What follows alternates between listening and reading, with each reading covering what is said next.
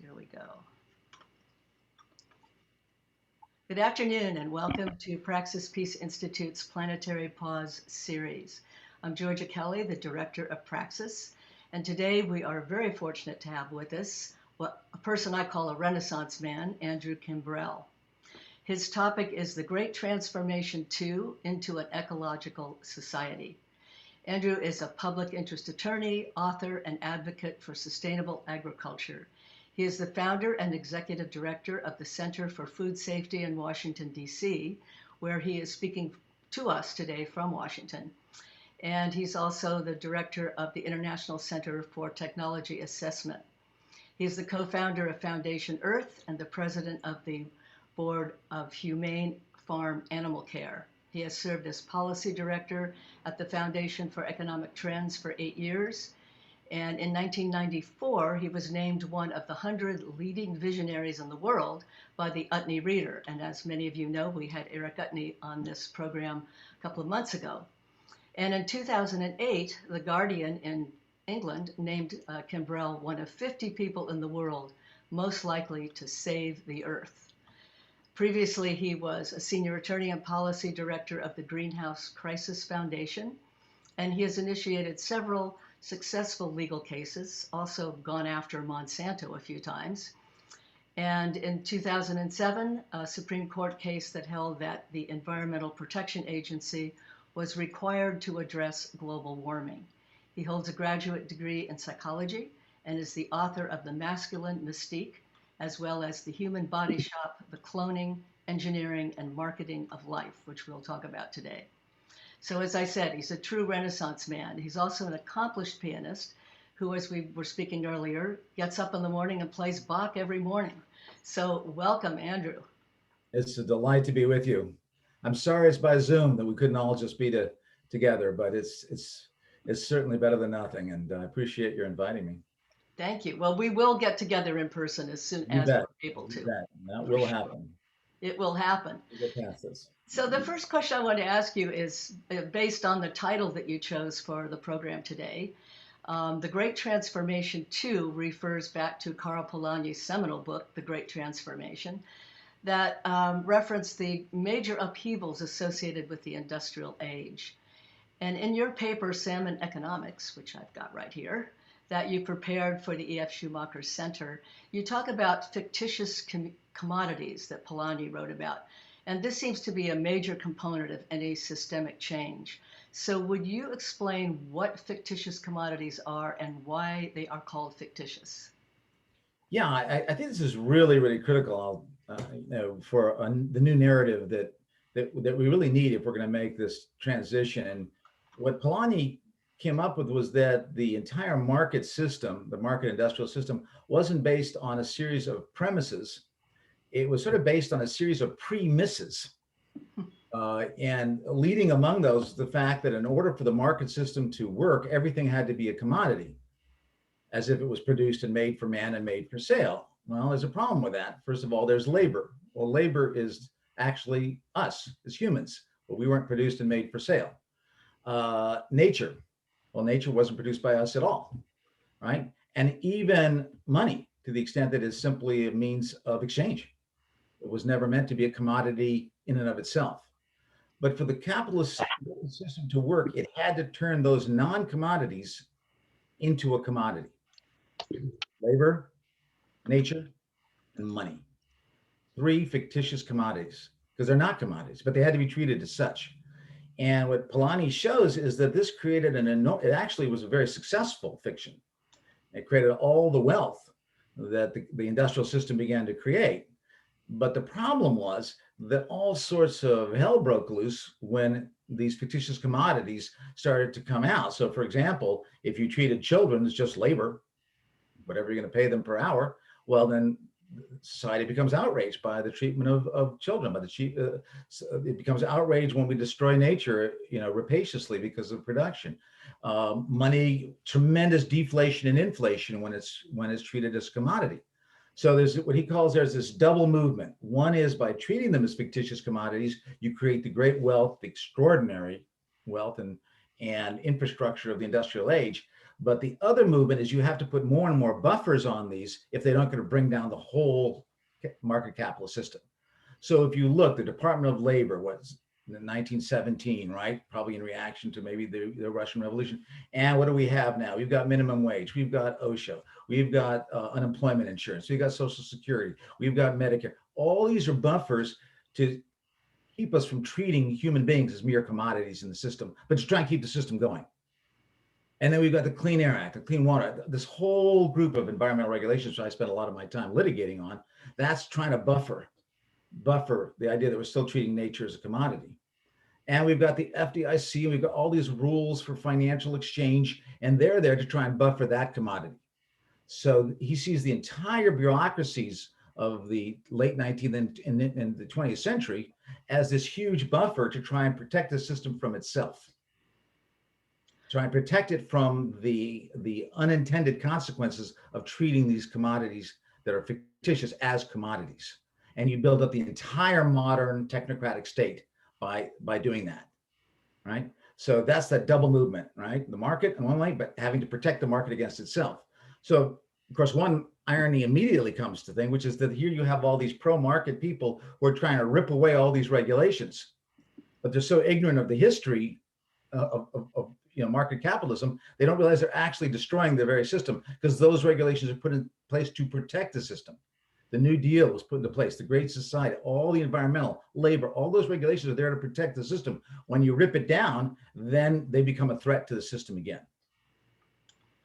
So here's why, a couple of reasons that we call it Great Transformation 2, or at least we are for the purposes of this conversation today, is that Polanyi still believed, because he saw the New Deal, and he saw that he still believed that this could work. Polanyi thought he didn't know about Thatcherism and Reaganism and the ripping down. He thought with more and more inspired sort of social welfare capitalism that the market could be sufficiently buffered to keep its advantages, but to permanently buffer it against these fictitious commodities bringing the system down. So would you connect that with what you would call pathologies of the industrial market? How would you define those? I don't know. You can define them for me. I just want to make one final point, though, on that, which is that right now, the progressives don't have a very good narrative about what should be going on. And I think Polanyi's great gift to us offers us that narrative. That's Linda. Sorry, give us one sec. Linda. Okay, Linda's muted. We're good now. Yeah, that's the problem with people coming in late. Sorry. So the real importance of this is that Polanyi gives us the narrative, because right now when the system collapses, people blame it on immigrants. People blame it on too many regulations. Too many blame it on people who secretly envy rich people and just want to bring the system down out of their sheer Nietzschean envy. And that's not at all. This system was from its very beginning built for failure. It was built for catastrophe because it was treating nature, human beings, and money itself as commodities, and there's not enough buffers in the world to buffer it from the consequences of that premise, of that terrible, shaky foundation of the whole system. That's why we're experiencing what we're experiencing, and we'll continue to experience it. And without that narrative, progressives, the left, don't really have a very good narrative, except a reform narrative. Well, we make it better. Let's get more protections in here. Let's have better environmental law. Let's have the minimum wage go up to 15, 20, 25. And I spent a lot of my time doing that. So I'm not putting that down. I'm just saying it's inadequate, very inadequate to describe the kind of long emergency, the kind of collapse that is inevitably coming unless we need that narrative to say, this is why it's happening, folks.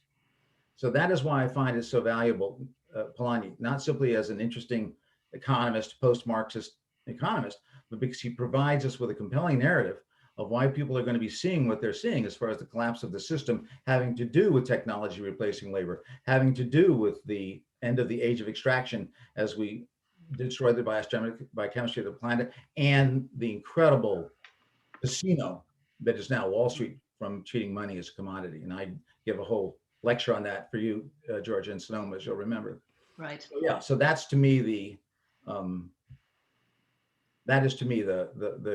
critical importance of Polanyi, to give us a narrative. So there are basic hindrances, I think, to any kind of systemic change we might try to make, keeping some of these ideas in mind. And I think I can think of three right off the bat. There are the economic systems that we've bought into, as we're talking about. Then the belief systems that people have, like what is possible, what is not possible. And the habits that we've developed. It's very hard to break certain habits and embrace the kind of systemic change that we need. So, how do you see us being able to change consciousness in a way that could deal with the belief systems that are preventing us from making the change we need, and the habits that we're so invested in, um, and the economic system, which people and money just does not want to change? What do you see as the possible route to making some of these changes in society? Well, I sort of have yeah, that's like four really good questions I in know one. it is. Sorry. Let me see if I can parse them out a little bit and be semi-coherent doing it. So one is I sort of have a theory of change, which I call stopping the bleeding and changing the consciousness. And this came from an old article I wrote for Utne, actually, and I talked about, this was about the new age and the new left. I'm obviously dating myself here, but there was a controversy between the new left and the new age, right? And so the joke was that a guy comes out of a bar, clearly drunk, an alcoholic, and he gets hit by a car and starts bleeding. And the new left guy immediately takes off his shirt, makes a tourniquet, tells somebody to call 911, takes his jacket off, makes it a pillow. And the new age person says, boy, what a terrible lifestyle. This person is what's he doing here? Look at this. This is, terrible. And meanwhile, the guy's bleeding, right? Right. But when you think about it, that person is also correct, because maybe he gets to the hospital and survives, but unless he changes his habits, unless he changes his consciousness, unless he becomes more psychologically aware, he's going to be out in that street and get hit again. So it isn't just enough to be the new left and stop the bleeding. We also need to change the consciousness. That's the double job. Stop the bleeding and change the consciousness. Well, I file lawsuits constantly to stop this pesticide, to stop this GMO, to stop this animal factory dairy from polluting so many of the people that work as attorneys, that work in these great organizations, mine and others. We do a lot of work in stopping the bleeding. And that has some consciousness work in it too. But it's mostly stopping the bleeding. But what about changing the consciousness? How do we do that?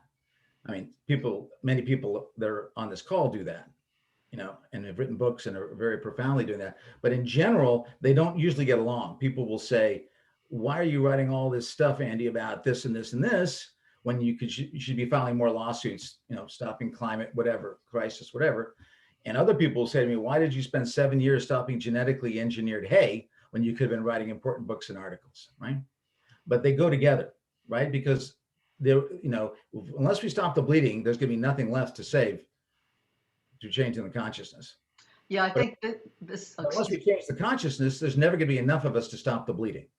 So they need to go together. That's the double duty. Not everyone is talented in both. Some people are really good at one and really good at the other, and that's great. But we need to recognize that there's this dual thing we need to do. We need to stop the bleeding that's destroying this living planet, this living earth. But meanwhile, we need to change the consciousness that's behind the pathologies that are behind that. And then, yes, there are obstacles. But I think it often sounds sort of vague. What do you mean, change the consciousness? What does that even mean?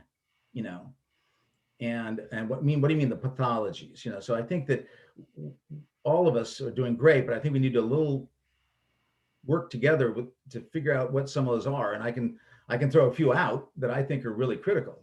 And maybe the first one is to understand that the planet is alive, that the earth is alive, that the earth is a living thing. When James Lovelock and Lynn Margulis came out with this in the 80s, there was a lot of doubt. They took a lot of ridicule. Well, they came to scoff, but they're staying to pray, because we now know that modern science is teaching us that there's this incredible synergy between living and non-living things of this earth, and that they've evolved together. They've evolved together over these endless millennia, so that life changes the earth and the earth changes life. Darwin was wrong. It wasn't a neutral or permanent environment that life had to adapt to. We have co-evolved. So it's not just that we're on the earth. It's not just that we are of the earth. We are the earth, and the earth is us. We, from the bacteria on, the entire living community, as well as the abiotic community, work together in synergies every day in a million different ways to evolve this, to, as far as we know, unique and most complex planet in the universe. So to have that loyalty, to understand the earth as a living thing that we are part of, is critical if we're ever going to have concepts of earth citizenship, if we're ever going to have ideas of ecocide and terracide be criminally punishable, which they should be. Not until we get that concept and we get as teary-eyed over the anthem of the earth as we do, some people do over the Star Spangled Banner. That is a change of consciousness of understanding our part of this living planet and identifying it with as our primary loyalty. Having people, unless it's our primary loyalty and we're still, if we continue to be nation states, we're competing for the last resources on earth. That is a catastrophic Darwinian nightmare, which we're right in the middle of. So that's one big change of consciousness. And I can get into the pathologies if you want, some of the obvious ones. Well, I wanted to mention one thing, because as you began to answer that, you talked about how both of these sides, understanding the consciousness and dealing with the woundedness or the pain immediately as well, and that both are equally important. One of the problems I think we have in our society is this binary way of looking at everything. It's either one way or the other. It's either good or it's bad. You're either with us or you're against us. And we've seen a real upsurge or an uptake of that during COVID and during the 4 years of Trump. There's much more of this, you're with us or against us, and this lack of a spectrum of ideas. We're finding you're either on one side or you're on the other, and the spectrum is getting pushed. And I wonder if you have any thoughts about that. And I'm going to tack that onto a question also about some of the values that you think could help us transition from this way of thinking to a more systemic way that will help our planet and help us. Oh, goodness. I mean, I could take the rest of the time we have on this one, Georgia. You know, I love to scandalize people and say that many of the things that Trump did were, I think, excellent. And maybe the most important was getting rid of the Trans-Pacific Partnership, which was this horrific trade agreement that would have pretty much destroyed democracy, would have had a few bureaucrats deciding what laws in any country. Getting rid of that is a huge contribution to the environment, to social justice. Yes, Trump did that. Hillary would not have done that. She was partially responsible for creating it. So in that way alone, that's an extraordinary accomplishment. In many ways, in some of the issues that we deal with, at least for the first 3 years, Trump was far less pro-pesticide, his USDA, far less pro-GMO than Obama was. So, you know, just recently on December 15th, we were able to get endangered species protection, which is a fight for 20 years for the monarch butterflies, from the Trump administration. We had failed to get it from the Obama administration. So I just like to play with people's minds that way a little bit and say everything is nuanced, folks. I mean, I filed so many litigations against the Trump administrations, it's probably 30. I've written about putting on my psychology hat. I wrote a whole thing about his Messiah complex and how dangerous it was and is probably still. I've written about his pathological delusion and denial of climate and the end of the age of extraction, which he obviously, with his idea about coal and everything, doesn't mean. So don't get me wrong. And his Stephen Miller's, you know, immigration policy is one of the great crimes of recent American history. So don't get me wrong, folks, but nuanced thinking is important. It's important to not immediately, and so many of the things that Trump did had nothing to do with being a Republican. Trump was pro-Russia and pro-North Korea. I've been around long enough to find that's very unusual among Republicans. He was pro-tariff, pro-protectionism. That goes against Republican orthodoxy. Totally. Pro-trade agreement, anti-trade agreements. He was anti-Department of Justice, anti-CIA, anti-FBI, anti-NATO. What does any of that have to do with being a Republican? Nothing. So to say we're in these two camps, he was not a Republican. It wasn't like two Republican and Democrat camps. He was a unique, creature of reality TV, of social media, and his taking advantage of the dumbification of this country. But it really had nothing to do with polarization. So the polarization had become: are you with this sort of charismatic messianic character, especially the 41% of Americans who self-identify as reborn or evangelicals, and they saw him in this messianic role, or you're not? It had nothing to do with the polarization between Democratic and Republican parties, because he went against almost all the rules except deregulation, that were part of the Republican, doctrine. So it's much more nuanced. And what I fail to see on cable TV, I find it incredibly boring. And much of progressive media is there's no nuance at all. There's no in-depth thinking. And it's important that there be this nuance, because otherwise you might say everything he did was wrong. Therefore, let us rejoin and recreate the Trans-Pacific Partnership. He was wrong on trade. So let's be pro trade agreements, for example. Well, that would be a terrible mistake, but it might come from this kind of reductionism and simplistic, things that we're talking about. I also think, to get back to the Polanyi narrative, if you don't have the right narrative, people are going to start blaming other people. It's going to be finger pointing. It's Weimar Republic into Nazi Germany, right? It is this is wrong. These people are to blame. That's to blame. You're to blame. You're to blame, because we don't have a really convincing narrative of what has happened over the last 100 plus years that have led us to where we are. The crisis, the numerous crises that we face, economic, obviously, and environmental, et cetera. So, yeah. I don't know if that answers your question. Well, it does, and it gets into another area that I find really interesting and that I was hoping it would go to, which is this idea of nuanced thinking. This is very hard to talk to people about if they don't get it, and how critical it is. It's one of the reasons why I don't watch any news on television at all, because it's so packaged, I guess is the way to put it. But nuance is something that isn't respected a lot. And it's part of, I think, the anti-intellectual climate in our country. This really goes right along with it. But I wanted to lead that into now some of the alternative values that you mentioned in salmon economics, and Polanyi mentions as well, for bringing us into an ecological age. Things such as redistribution, reciprocity, the care economy, the gift-giving value of place. Do you want to comment on any of those? Well, you remember that Polanyi was an economic anthropologist, or so he, Right. And so when he went back to indigenous people and began to look at vernacular economic systems, he said that he saw they were based in redistribution, recycling, right, reciprocation, and gift giving and localization. And if we I looked at the salmon's life cycle, and I said, that's exactly the salmon's life cycle.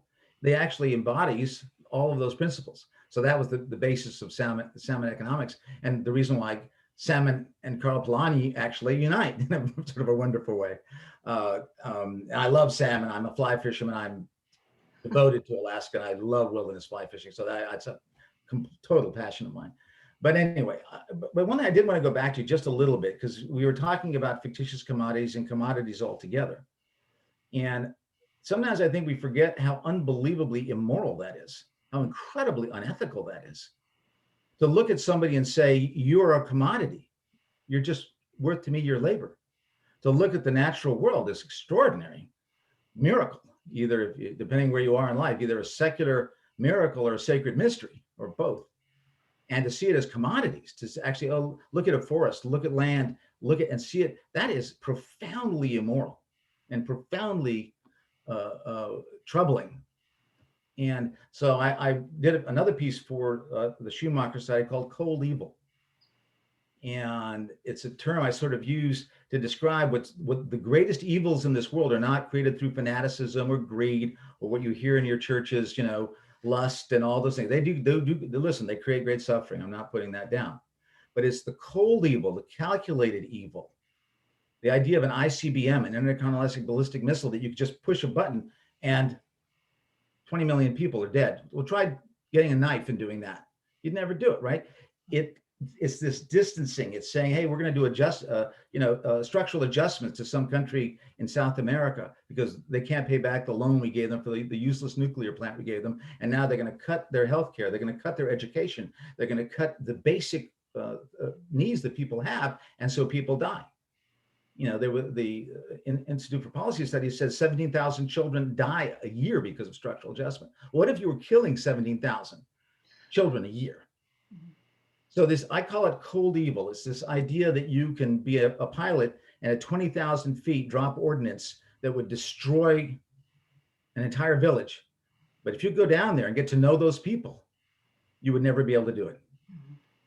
So a huge amount of what Polanyi was talking about is also an ethical issue, even a spiritual, psychological issue, because how do we defeat this cold evil? Through relationship and through actual caring, whether it be through our food, our relation to our food, with one another, our communities. So to me, the entire mainstream religious view of evil has failed to evolve with modern technology and capitalism to understand that the primary, including the destruction of the biochemistry of the planet, what could be more evil than that, is not done through the usual, sort of satanistic idea of evil, hot evil. It really is this cold, calculating, commodifying evil that's endemic to this system. So I just wanted to throw that in as a concept that people might find useful. And I wish I would hear it even from one pulpit, even from one synagogue, from one mosque. I wish my Buddhist friends would really update ethics to where we are today. That's a hard call. Again, it's going back to the kind of habits people have and breaking these habits and how difficult that is, and the beliefs that accompany them.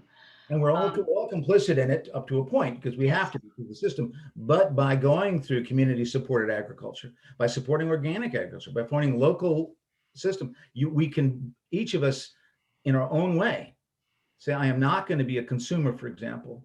That's cold evil, right? Fires consumed. Tuberculosis was called consumption. Right. Right. That's anybody that calls themselves a consumer, you're falling right into the cold evil idea. We're not, whether the food we buy, the food we grow, the food we allow our children to eat in schools, communities, we are creators. We will either create a new food future, which is local and organic and humane and socially just and biodiverse and climate friendly, and we can do that through our choices, or we won't. But we're not consumers. One way or the other, we're creating that new future. That's how you confront cold evil, by taking responsibility individually and then by collectively holding folks responsible. So and some of these pathologies that I want to talk about also are not that nuanced, to be honest.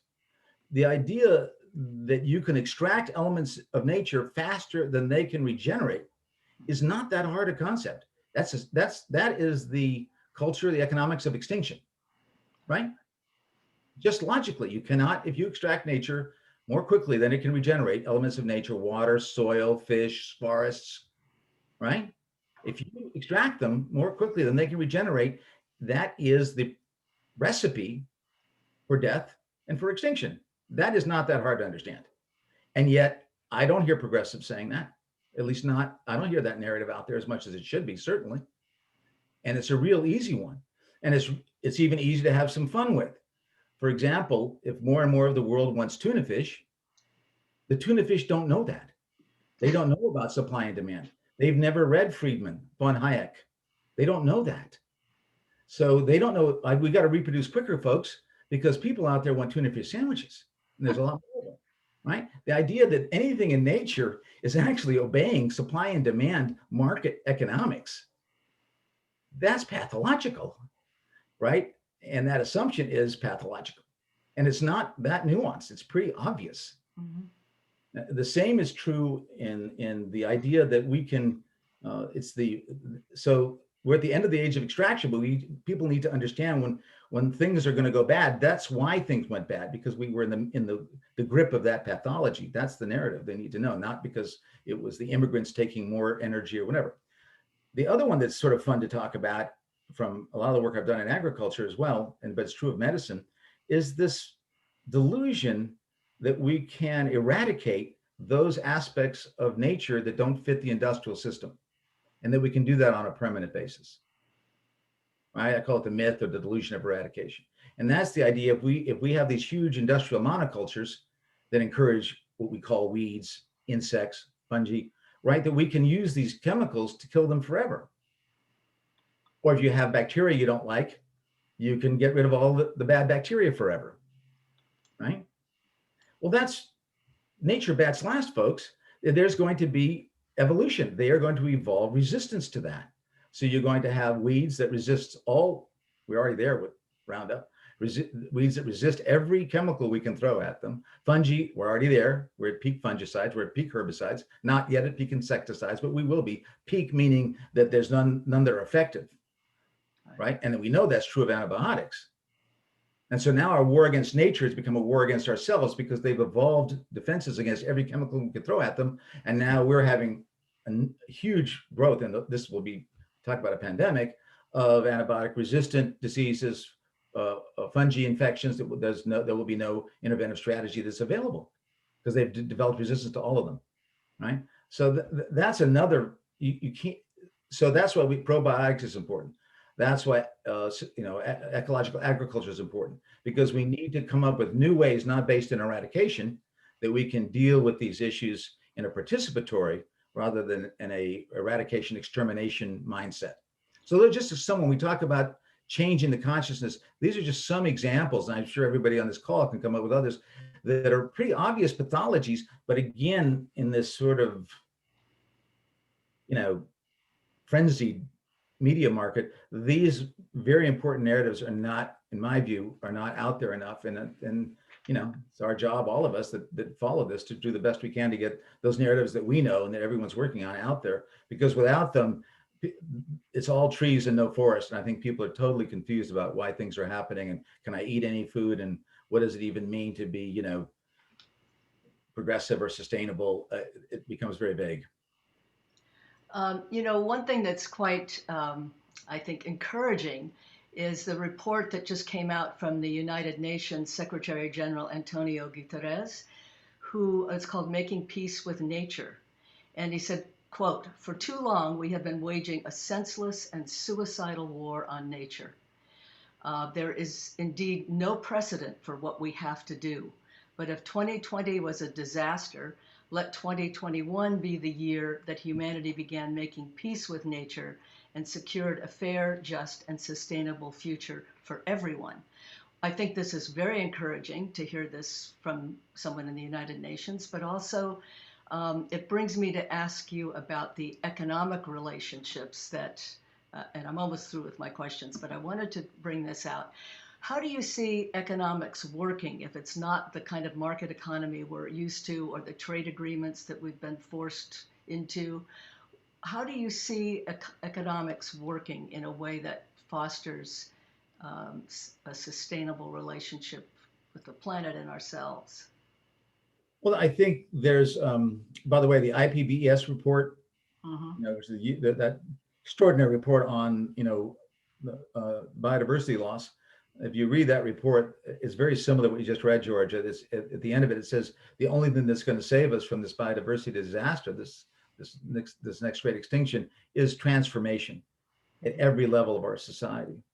And we're even hearing that from the climate committee. They're saying so there's lots of calls out there for transformational change and for the transformation into an ecological society. The question is, how do we begin to accomplish that? And as you mentioned before, what are the forces that are sort of allied against that incredibly important transition?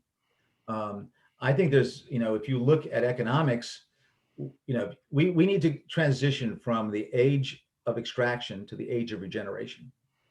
And we have regenerative agriculture, regenerative medicine. There's an enormous movement around the world right now to appreciate the principle of regeneration versus that of extraction, of ruinous extraction. And that's coming to an end anyway. It's not a matter of choosing. The age of extraction is coming to an end anyway. Fossil fuels, you name it, right, from that terrible arithmetic I was talking about before of extraction, right? We're going to have to move from the delusion of eradication, right, into the age of biodiversity, because that's a war against ourselves. We're going to be killing ourselves. So we need to move from agriculture, from medicine, from antibiotics to probiotics, from pesticides and biocides, which is what they really are because they kill everything alive eventually, to an age of participation and diversity, right? So that we actually say the benchmark of how we judge the human project here on Earth is through how much biodiversity that we can encourage in that coevolution of the planet, right? So we need to move. We go from the market economy to ecological economics. A lot of progress has been made there. A lot of people are working really, really hard on that. And we need to move the nation state, at least in dual citizenship, into the idea of Earth citizenship. And I think that a lot of young people would be delighted to say my first priority is the Earth, and then I'm also maybe a member of a country, but then eventually bioregionalism. So there's lots of maps, and I've done one myself, and I know others are doing that. I have, and I'm writing a book on this right now, on the transition that we can do. And lots of progress has already been made on ecological education, for example. And I'm delighted to see the work that's been done in eco-psychology. A lot of my good friends are working on that, and eco-spirituality. Mm-hmm. So we're transforming this is the great work, right? To transform our religious traditions, our education, even fields like psychology, in all those ways. So it's being done, but it's just not being articulated as a movement. It's not being united. And many of the environmental groups are reformist because they don't see the larger vision. And all they see is, at least let's do a little better. And again, my organization is part of that. This is not a put down. It's just hard. It's hard enough to get that reform. So to have this larger vision of the direction that we need to be going in and the pathologies that need to be gotten over and how to move is, it takes some paradigmatic thinking and some paradigmatic work, especially given the forces that are allied against us. And among those, and I know corporate power, I would come up first because I know David is the guru on this. Corporate power is a major issue, a major problem, because they're still making money on the pathologies. I think another huge issue that's not discussed that much is what I call panacea technologies. And this is the idea that genetic engineering, nanotechnology, artificial intelligence, robotics are going to save us. Don't worry, everybody. They're out to save us. They're going to save all these, they're going to cure climate. They're going to cure everything. We're going to have geoengineering, we're going to have little nano robots working on these things. Oh, and we're going to genetically engineer plants that can grow in the desert. And it's all this sort of science fiction stuff, right? And the idea is that that's going to be a panacea, and that has a psychological effect. And New York Times promotes this, a lot of major progressive media supports this, either implicitly or explicitly. And that's really damaging because it doesn't let people really understand the dire circumstances that we're in. A third one I would bring in is the military surveillance complex. If we start challenging these people, it ain't going to go easy. You know how many environmental journalists are killed every year? How many environmental activists are killed? Obviously, yes, many in the rainforest, many around the world, but if you get too close, it's not going to be good. And with the new technologies they have of surveillance and military capabilities, not to mention, turning each of our police forces into essentially its own high-tech army, that is something that I'm very, very, I think we all should be very, very concerned about. And another one that is, so that's not to be too depressing here because everyone's just, I keep saying, oh, 5 of the people just left. But I will throw one more in, which is digital addiction. I do feel that digital addiction is a huge block to this roadmap towards this ecological society. Whether it be through the internet, social media, Facebook, all of these things are a artificial cocooning. Talk about cold evil. Are this artificial cocooning that destroys empathy, creates narcissism, and stops people from even paying attention to the death of the rainforest, to the suffering of the animals involved, to the suffering of people around the world. It is so digital addiction is, I think, especially with young people, when they're spending 7 hours a day in front of a machine and 7 minutes in the outdoors, you'll defend what you love. But unless people learn to love this planet of which they co-evolved with and which they are part of, they're not going to defend it. And I don't see they're going to be able to do that if they're spending 7 hours a day in this digital communication, which is extremely seductive and extremely addictive. So those are the four, and I'm sure people can come up with more, but those are the 4 that I sort of find the most worrisome, which is corporations, panacea technologies, military industrial complex, and digital addiction. And of course, they're all interrelated, as are some of the paradigm changes I was talking about. Okay, I'm going to want to go to audience questions, but before I do, after all these things that you've said, we've talked about, do you have optimism about the possibility of people actually making the kinds of transformations that are needed to keep this planet alive in 100 years from now? No, I don't. I am not optimistic. I am hopeful, though. Mm-hmm. I make a distinction between optimism and hope. Optimism to me is you look at the factors, put one after the other, and you say, I'm optimistic this is going to happen because I'm looking at factors that would lead to that. You know, I'm optimistic that there's going to be a growth in probiotics. I'm optimistic there's going to be a continued growth in organic and in regenerative agriculture because I can see that. I see the trends, right? You can't be optimistic right now. I don't know where you would, I bless anybody who is. But, you can always be hopeful. I mentioned I was a fisherman. If you're a fisherman, you're going to be hopeful. Trust me. Otherwise, you're not going to go out every day, right?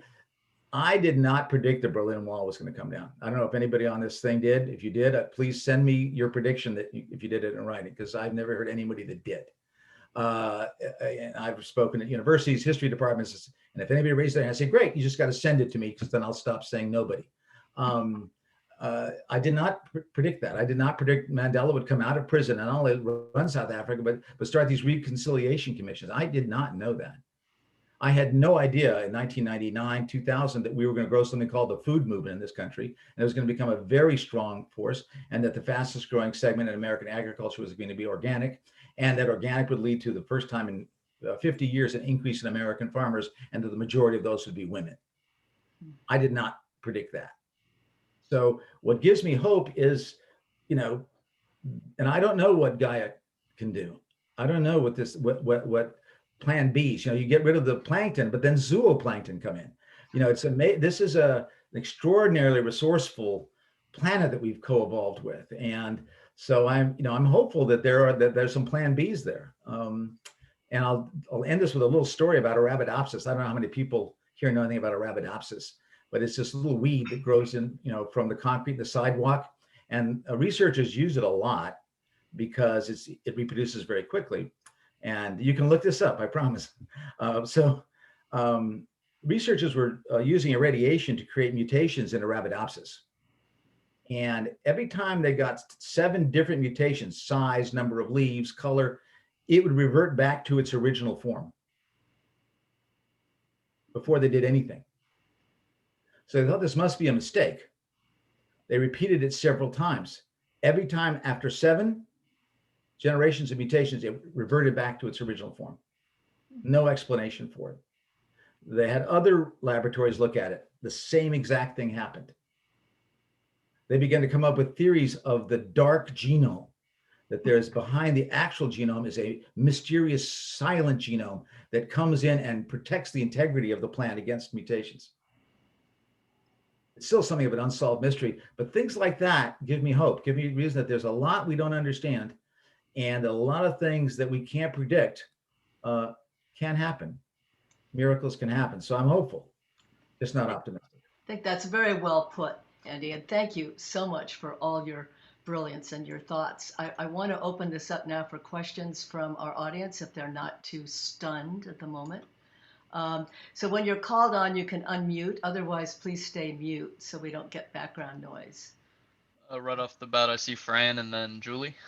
Okay, I'm going to go to Fran. Do you want to unmute, Fran? So, Andrew, listening to you is like drinking from a fire hose. It's tough, but also incredibly informative. Georgia asked you a while ago about how do you change belief systems. And you talked about a key idea being that the planet is alive, and we need to really grasp that. I had the feeling that that was the first in a list of several, and I'm wondering what the others might be if I have you right. Yeah, well, that's key to me, is this idea of a living planet that, again, we're not on Earth or just of Earth, we are the Earth, and to really understand that any war against it will necessarily be a war against ourselves, because the dynamic homeostasis that we require and that all of life requires. We are, instead of, which we've done from the beginning, helping that evolution, we are now in the opposite role of destroying that dynamic homeostasis. So I think that's really, really critical. I also, and this is I mentioned it, but I think it's really critical to begin to find alternatives to the nation state. If you look at the history of the nation state over the last centuries, it has been a catastrophe. The vast majority, by the way, of nation states in Africa have been created since I was born. Germany was only created, in 1870, Italy around the same time. So it's not like these things, but they have nothing, for the vast majority, not all, but the vast majority have nothing to do with the ecological realities of the earth, zero. And instead they become Darwinian competitors as we exhaust these resources through the delusion of extraction, the myth of extraction, the pathology of extraction, for the who's going to get the last little bits. That has to stop. I mean, there has to be new paradigms of governance. There has to be new paradigms of governance. I love the bioregional idea, but some of us, Fran, maybe remember when that was fairly common, that we thought that was our future, and that got sort of buried. But I think it needs to be revived. Very much bioregional consciousness, bioregional integrity, and fortunately, the Nature Needs Half movement has done phenomenal work for the first time in mapping out the world's bioregions. So for the very first time, we've got this beautiful map of the world's bioregions, which we can begin to have people look at and go, wouldn't that be great? What about a federation of bioregions, knowing that they're interdependent, cooperating, versus a group of nation states who are in the last stages of Darwinian competition for the rest of even just to present that vision, I think would be very beautiful and very important, and hasn't been done enough to my way of thinking. So I think, and then with that, because I am an attorney, I think the crimes of biocide, ecocide, and terroricide should at least be recognized as crimes. It's going to be very hard to make those enforceable during the system which commits biocide, ecocide, and terroricide every day. But to at least get the idea that those are crimes and that they should be criminally punished. And some people are doing good work on that. I've kind of come up with the terroricide thing, not the word, but the idea of there being ecocide being the destruction of an ecosystem, terrible in itself, but terroricide being the destruction of the planet. So people, for example, who are profiting on fossil fuels, that's terroricide. Mountaintop removal would be ecocide, right? People who are destroying the bees, that would be biocide. So to set up really sophisticated legal categories so that we can really look at this. Right now, almost no country has criminal law. In the United States, there is no, you can do it. All this stuff is, and there, you will, if you jaywalk somewhere, you can be punished more than if you commit ecocide. That's not just a crisis for the earth, that's a crisis for law.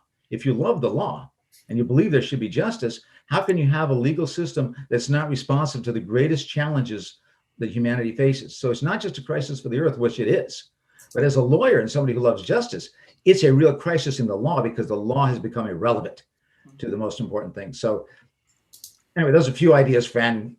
Happy to talk to you and David anytime about other ideas and get your ideas, which I'm sure. I just want to check one thing quickly, Andy. You started out, it began to sound like you were against bioregionalism, but then it sounds like, no, you're totally for bioregionalism. You just think we need to go deeper in how we define it and act on it. I'm totally for bioregionalism. I think it's the answer to the nation state, and we just have to come back into it. And as I said, the advantage we have now that we didn't have then is really beautiful, good science about where these bioregions are, how they work together, and if how they can share amongst those that are in the same type of ecoregions, how they could work together. There's just so much great work being done now. We didn't have those in the old days. In the 70s and 80s, we didn't really have that level of sophistication because the science wasn't there, David. But it is there now. So it's a great time to say, we got to dump this pathological nation state stuff. I mean, this is enough already. MAGA and this is, this isn't just here. Look at Le Pen, look at Urban, look at Modi, look what's going on in Brazil, this authoritarian nationalism. And I think there's going to be, I may be wrong, but I think there's going to be millions and millions of young people, and some of us not so young, would love the idea of Earth citizenship and to find alternatives to this very, very destructive and finally catastrophic nation state system. So that goes along with that living planet idea, that the living planet, what governance should we have that fits with that? And I think bioregionalism is the answer, along with Earth citizenship. Beautifully stated. Thank you. And another thing I think that goes along with that is some type of cooperative governance, which is, of course, the reason why Praxis has gone to Mondragon so often, is to learn about how cooperatives work, not just business-wise, but how the whole process works cooperatively and what it takes from individuals to be able to work cooperatively. So we've learned a lot from that, and that's a discussion I really want to have with you, Andy, at a different time, because I want to go to some of the questions now. John, did you tell me Julie was next? Yes. Yeah, Julie and then Linda. Okay, Julie. Hi, thank you so much for all these wonderful ideas. I really appreciate your presentation, and a couple of things came to mind. Number one, about the living Earth, the living planet. I just saw something 2 days ago, because all of the skies and the oceans are now quiet. The Earth has become quieter. I don't know if you saw that in the paper, but I thought, yes, there it is, working together. And another thing is, I would like to see something along what you're talking about taught in the schools, so that students and children could learn from an early age to appreciate all of the natural beauty and interrelatedness of everything. And the third thing is, do you think that we're going to have electronic air pollution because of all of the electronic devices and how they're affecting our atmosphere? I opted out of PG&E because I didn't want their electronic whatever running through my house 24/7. So will that happen in our skies? Thank you. Oh, no, thank you. Gosh, yeah. I mean, there's so many paradigm shifts, but from anthropocentric education to earth-based education is one of the absolutely essential ones. And my mentor, friend, dear friend, and much regret that he's no longer with us, Thomas Berry, who was, so key. I know people here know Thomas, but if you don't know his work, I recommend The Great Work or Evening Thoughts as a good start for Father Thomas. Just one of my, I can't really, talk about him without tearing up. But he was that education for him was critical. And so I don't think we're gonna get anywhere without education. So I totally go with you on that. I always tell people that we've got proof of principle in COVID, because look at the changes people have made because of COVID. Those of us who are asking for a change in behavior patterns that Georgia was talking about before, we've never asked for anything as extreme as this. We never said, wear masks, can't be anywhere, can't go this way, can't go to restaurants. What this has asked of people is well beyond what even the most radical environmentalists were suggesting, the changes we need to make in behavior. So we've got proof of principle. Humanity will do it. So that piece of the puzzle is done. No more arguments. Oh, Andy, people are just, no, that argument doesn't have, they will do if they're motivated sufficiently.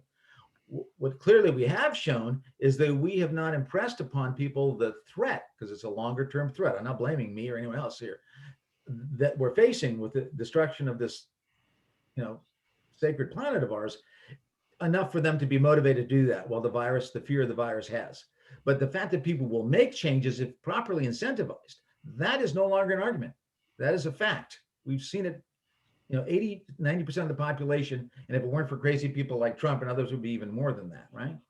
And then as far as the dolphins in the canals in Venice and looking at the stars at night and the clarity, that's another proof of principle that if we do take some of these changes, nature has extraordinary regenerative powers, unbelievable regenerative powers. And I know that because, we almost lost the striped bass, which is one of my favorite creatures on earth, in New England, where I have a home and my family has a home. And we fought like hell, and it was hard because a lot of fishermen went out of business but we did get the restrictions.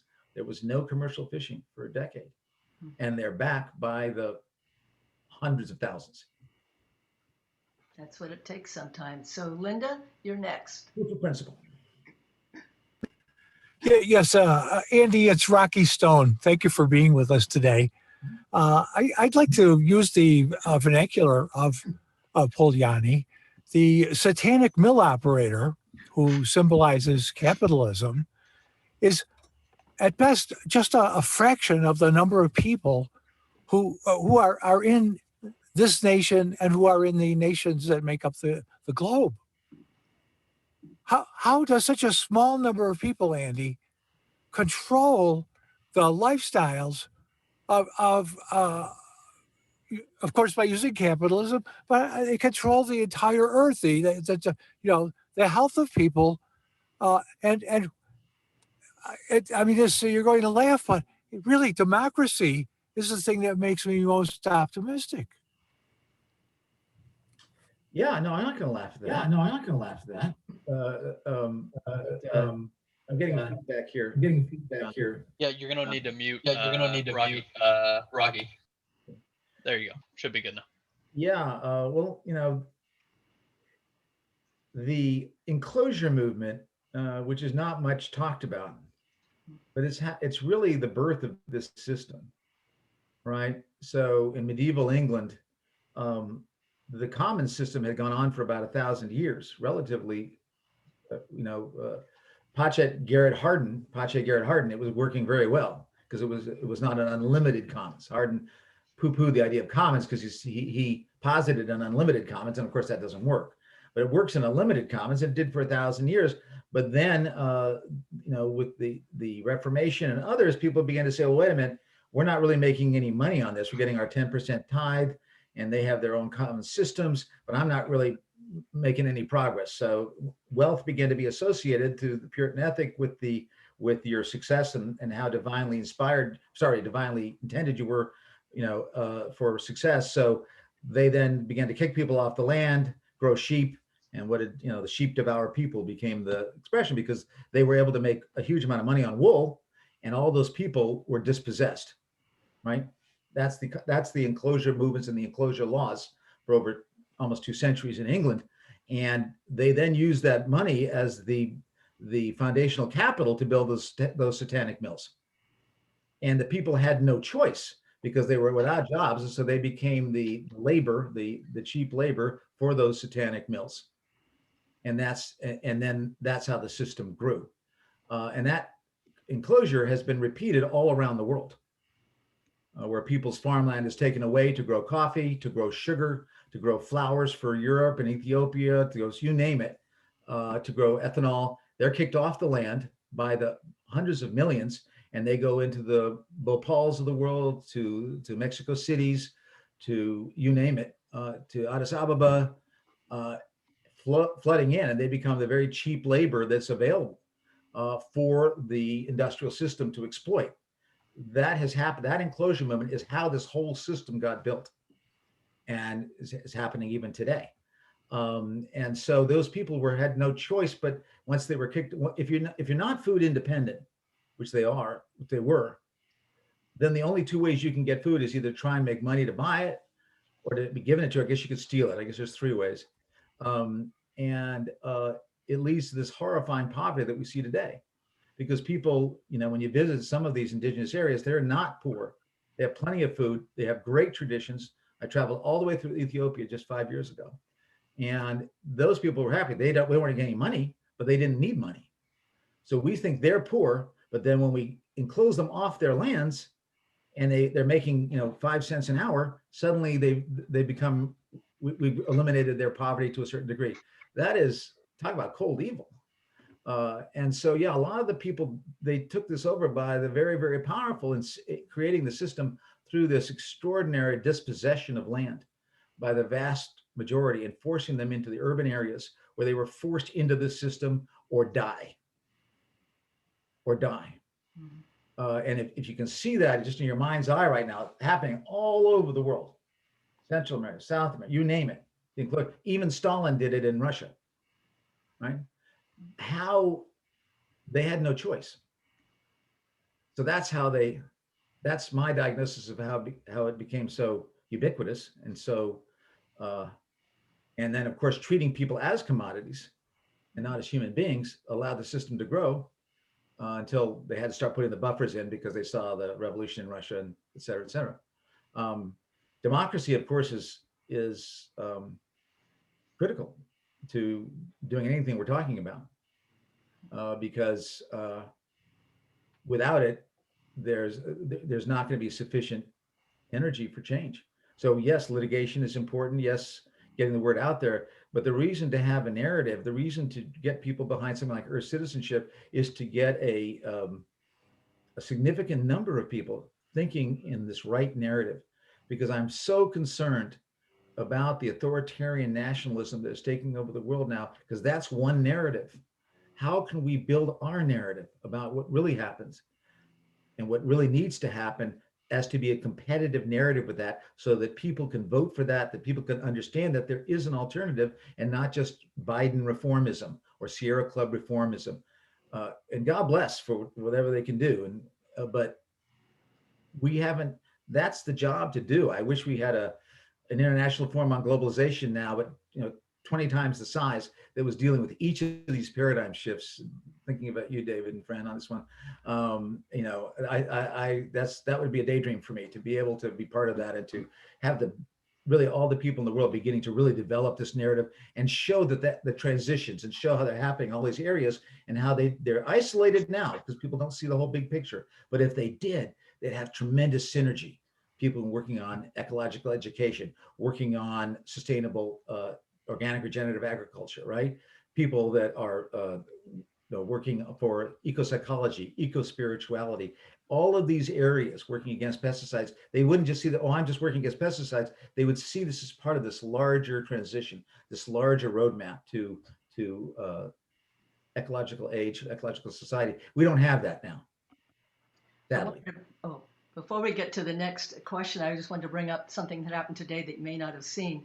Alexandria Ocasio-Cortez has gone to Texas, where their senator left to go to Cancun. She went to Texas to bring aid. She put out to her many millions of Twitter followers to asking them to contribute to help the nonprofits that are helping people on the ground in Texas.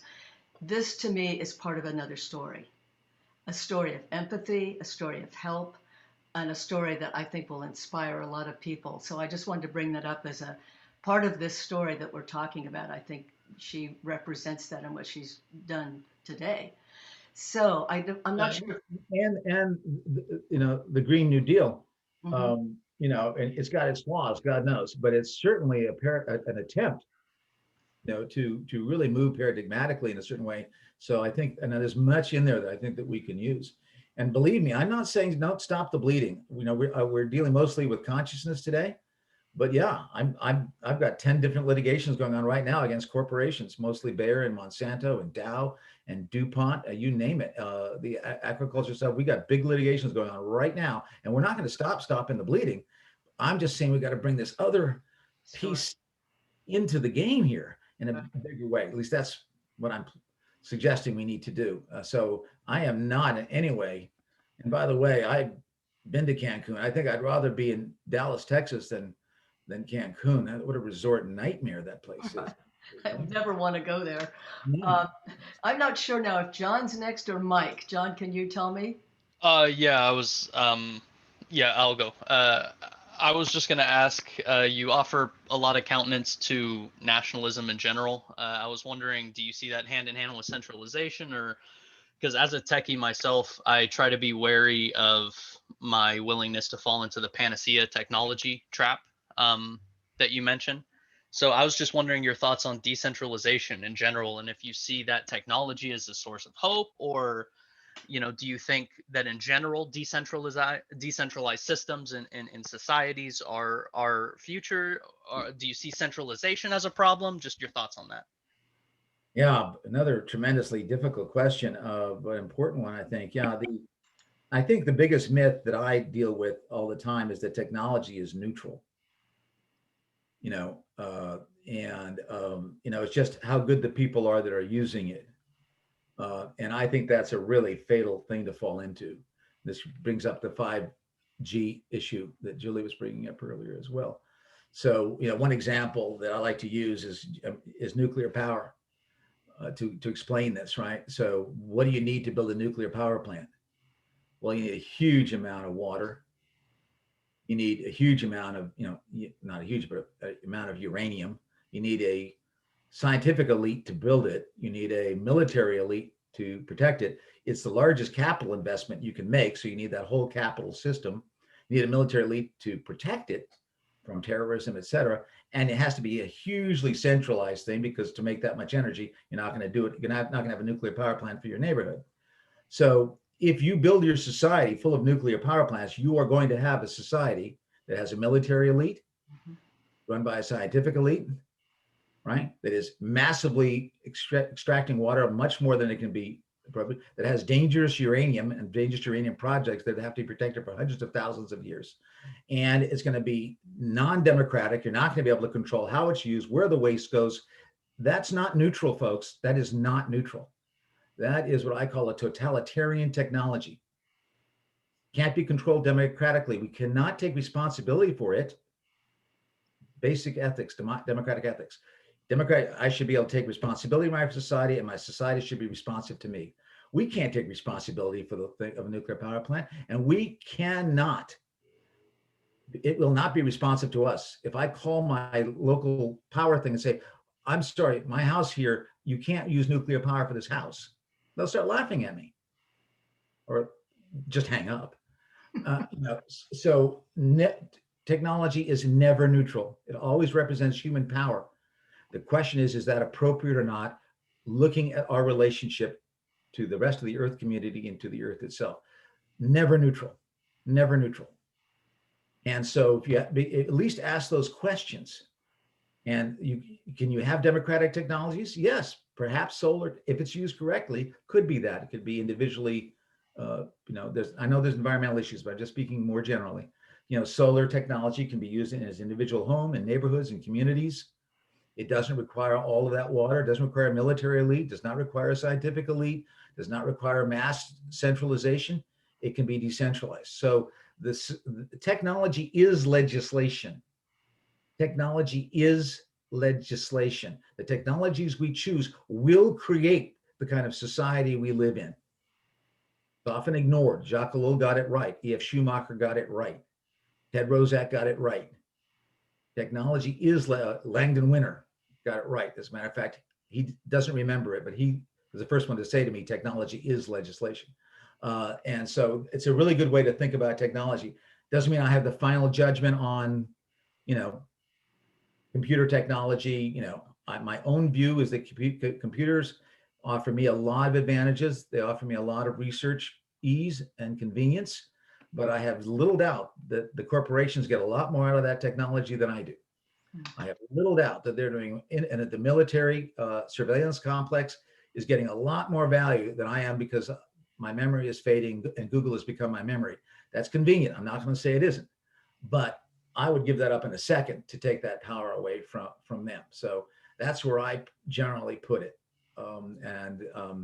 But again, each person can make up their own mind about various technologies, as long as they're not neutral, as long as we agree on that. And then you can look at, is it appropriate? What's happening? How can can it become democratic? But the idea that there's totalitarian technologies that control what your society is about versus democratic societies where you can take responsibility for it and it can be responsive to you. You can take responsibility, but you can respond to you. That to me is a discussion we don't have enough. And I think it's terribly important if we're going to try and build a new transition into a new ecological age. Okay, I think we're probably not going to be able to get to all the questions I see there, because we're going to finish in at least 15 minutes. But I want to go to Mike. He was next. No, I don't have a question. I just want to compliment you. Seriously. I mean, first of all, I would have to listen to this about 5 more times to get everything that you said, because you said so much, and I'm just complimenting you on the way you brought all these different issues, so many incredible things together, and your glibness and understanding of it is just, personally, just blows me away. For you to say you have memory issues, then I'm really worried about that, because, but anyway, no, I mean, I really mean it. It's so much to think about and so much to study and learn about, and just the way you brought everything together with so many different issues was really quite incredible. Just a fantastic presentation, and that's really all I wanted to say. I couldn't even think of a question right now. I just really wanted to compliment you. Seriously, thank you. Very kind, Mike. Thank you. And Georgia, please share my email with everybody on the call. Okay, I will do that. You'll have to tell me which one you want me to share because I've got about 5 emails from you for you. Yeah, well, the easiest one, I can do it right now. I don't need to tell you to, is Kimbrell, my last name, Kimbrell @ and then 4 letters, ICTA, I as in Ivan, C as in Christian, T as in Thomas, A as in Andrew.org. Okay. And I posted that in the chat. So And I did too. Great. So folks, please, The chat box. we're all in this together, and I can learn. There's so much I can learn from you. And please, if you have questions after you listen to some of the stuff I said, and concerns and other ideas, let's keep the conversation going past this evening. And I will send the link to all of you so you can see it again. And to the people who already registered but somehow didn't get in today, I'll send it to them also. I'm going to go to Gina next.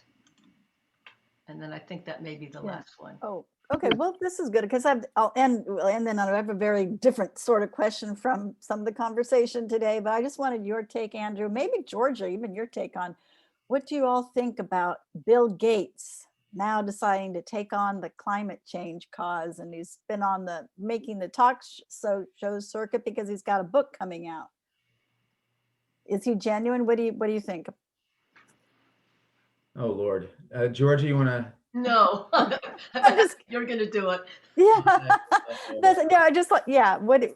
I am sorry. I mean, it's like, are we going to be saved by Davos? Well put. If you think we're going to be saved by Davos, then go ahead and go ahead. The people that created this nightmare, right, are not going to be the people that get us out of it. It's going to be the people on this call and our friends and colleagues that are going to do it. They'll come up with pseudo solutions. They will come up with technocratic solutions that please the Davos sort, that speak to conventional economics, that speak to continuing extraction, the continuing eradication, the failure to look at the world as a living entity of which we are a part and co-evolving. They're not even in the paradigm at all. They're dealing from that completely other paradigm and trying to save their bacon as this long emergency collapses. And that he, of all people, with his limited capacity of thought and communication, is becoming CNN's favorite. And all of this is, he's not even a reality TV star. He's not even charismatic. He's that guy in the back of this, thing in the science class. It's sometimes I just shake my head. I sort of understood the Trump phenomenon a little bit because I'm a New Yorker and grew up in Queens, and I sort of was following his career. This I don't get. And I think there has been, this is sad.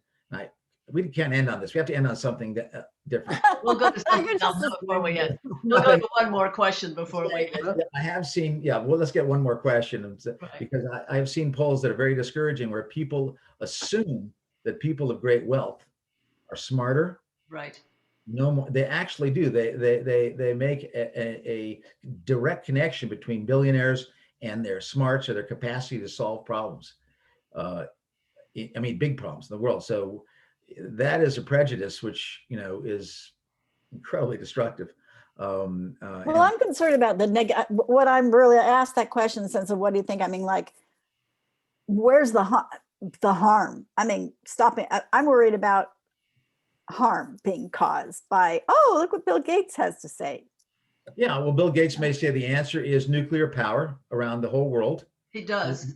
Yeah, and he will say we need geoengineering.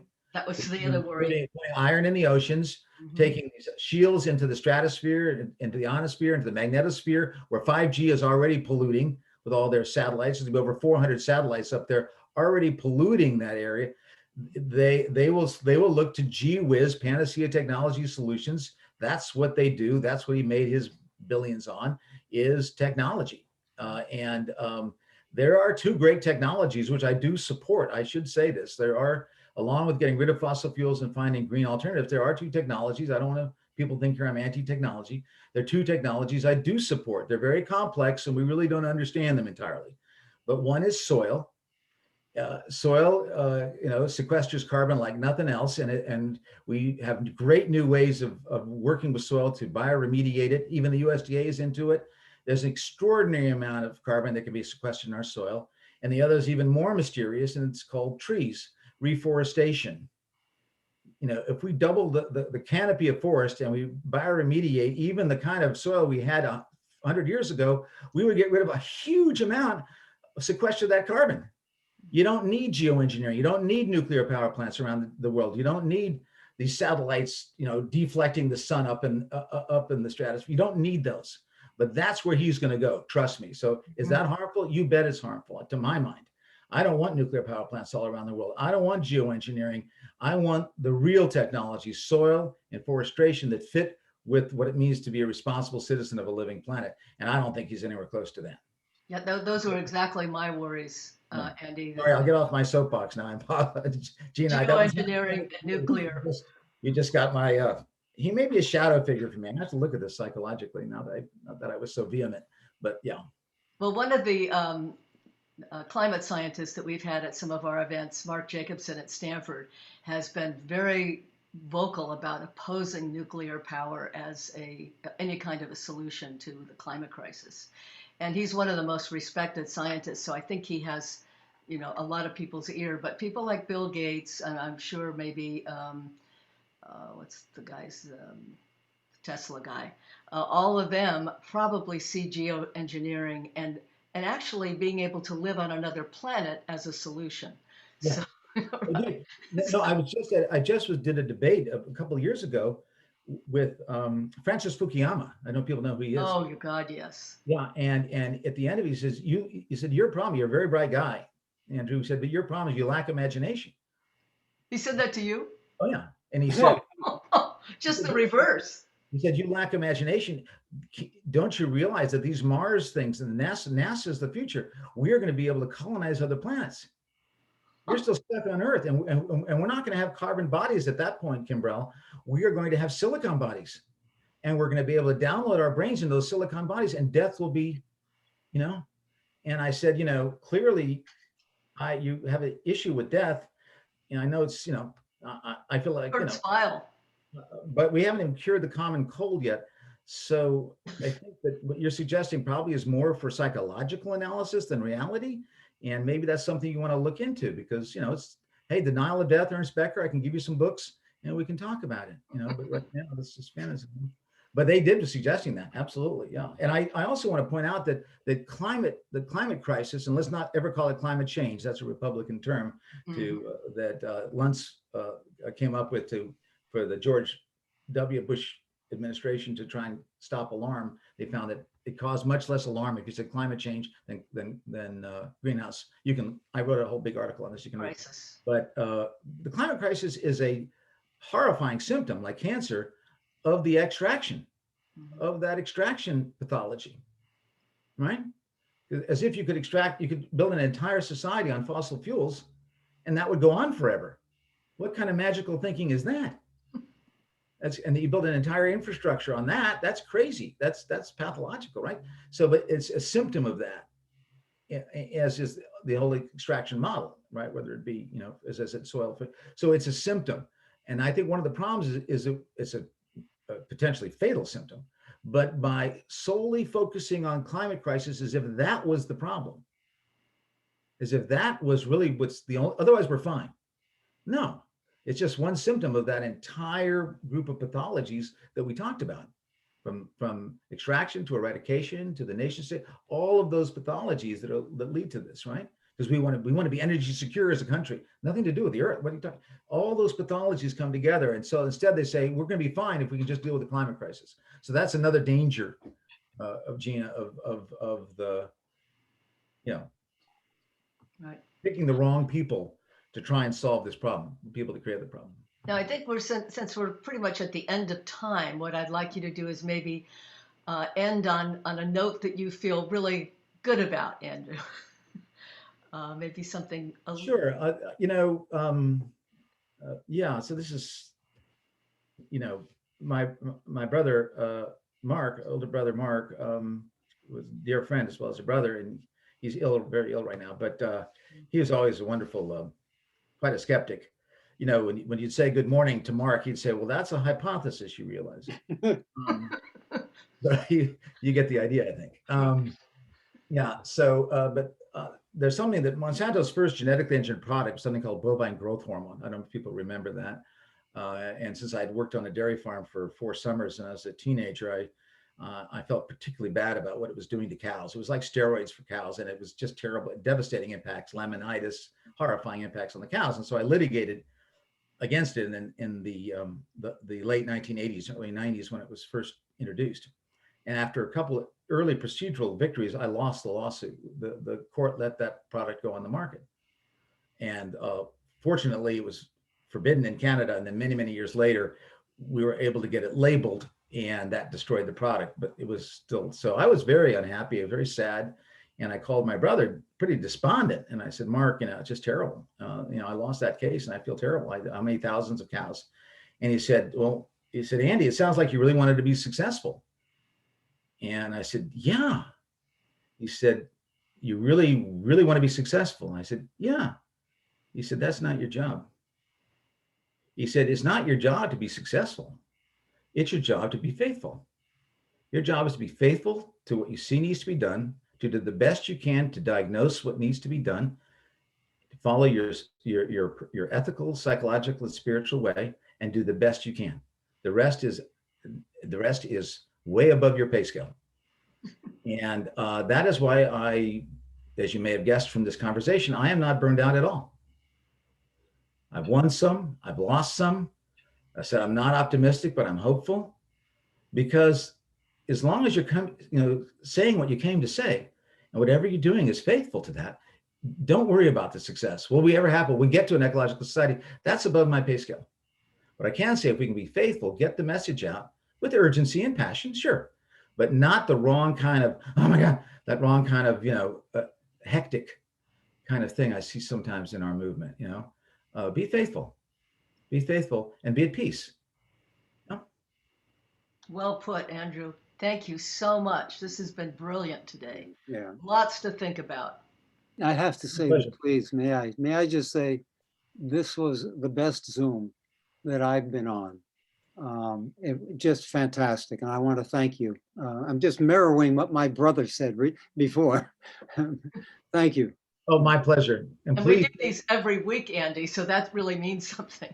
I deeply appreciate it. And please utilize my email, and let's stay in touch with ideas, concepts, articles.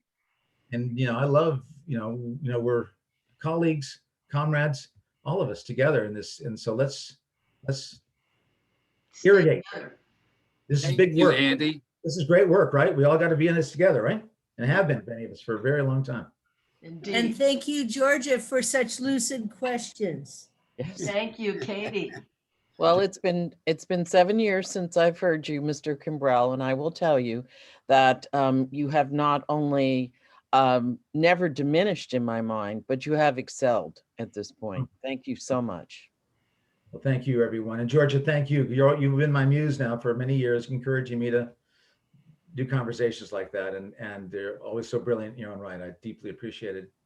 Well, thank you. And we're going to have you live as soon as we can. Well, please, I'd love to. Absolutely. We want you back, Andy, Well, as soon as possible. You know where I You're am. off the charts, my man. I'm not going anywhere. Blessings, everybody. Blessings. Thank you. Power on. Stay healthy and safe, okay? Thank Yes. you. Thank you, Andy. Bless you. Thank you.